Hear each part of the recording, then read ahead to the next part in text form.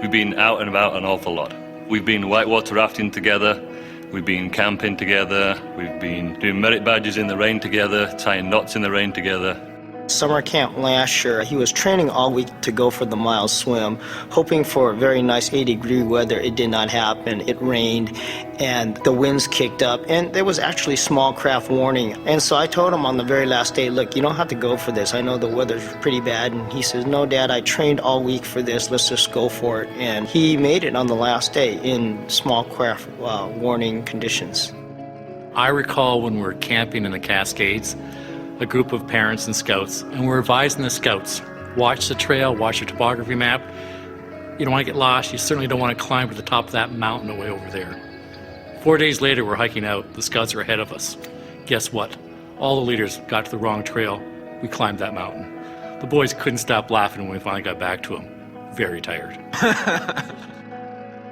We recently went through the adventure of selling popcorn in front of McClendon's. And so he was having fun doing it, but he wanted more props. So I went and I bought him an American flag, because, you know, it's Boy Scouts of America. And he grabbed his flag and he ran up and down the front of the store and popcorn for sale, support the Boy Scouts. It was fun. It was a riot.